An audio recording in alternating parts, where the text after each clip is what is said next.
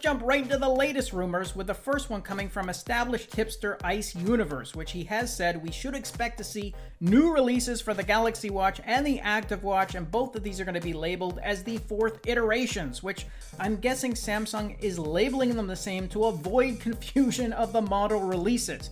You know, considering there actually was no Galaxy Watch 2, nor was there an Active Watch 3, so having them the same model number now should make it clearer going forward. Still following me?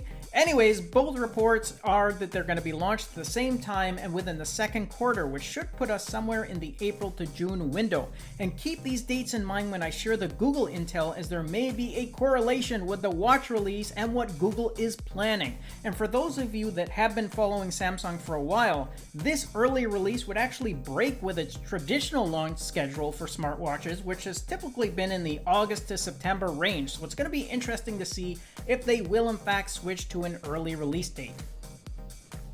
Alright, the second rumor, which was recently released, is from another tipster on Twitter, which also backed the Galaxy Watch and the Active 4 model names, but then he took it a step farther to announce some tidbits on the hardware and software by basically saying not to expect to see any major design changes on the hardware for either model. In other words, expect to see the rotating bezel to stay on the Galaxy Watch and the Active Watch to remain bezel-less. There was also a hint about possible color options being the same as the Galaxy Z smartphone, which according to rumors around this device will have it available in a black, a green, a beige, and a light violet color option. Now, the last piece of intel shared in the tweet takes a nod at the operating system platform, which he has said will run off the Google Wear OS. And this is the perfect segue into the Google information, which was recently released on the Android's developer blog about the Wear OS getting a spring update as well as new features to be added. Now, for the first time ever, Google is opening up the tile development to third parties to add information directly to the smartwatch, which effectively are like Samsung's widgets, whereby you can swipe on the home screen to reveal glanceable data for things like weather, fitness, and health information.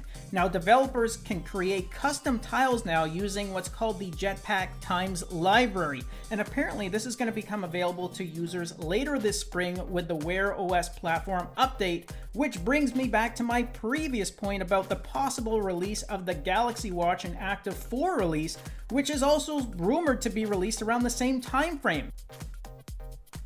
Now, could it be a coincidence that Samsung decides to launch its first Wear OS smartwatch since the Galaxy Gear back in 2013 at the same time that Google sets to open up more functionality and customizations to developers to create new and enhanced watch faces and apps? Sure, it's possible it's a coincidence, but I think you could also argue that the timing is such that it allows both companies to make official statements about the new partnership and to build confidence both of users and developers that some of the same functionality that you enjoyed on the Tizen platform will also be available on Google Wear. Of course, if this partnership is solidified, it also opens up a lot of other questions about what will actually happen to previous Samsung smartwatches. Will Google Wear be rolled out to them, or are they going to remain on Tizen? And what will happen to the Samsung Galaxy App Store?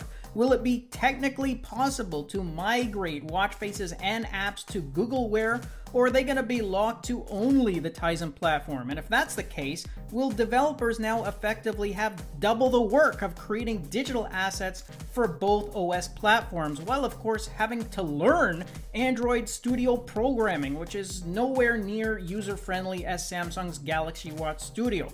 All of these details remain to be seen, but it appears more and more likely that we will see a partnership between these two giants in the upcoming months.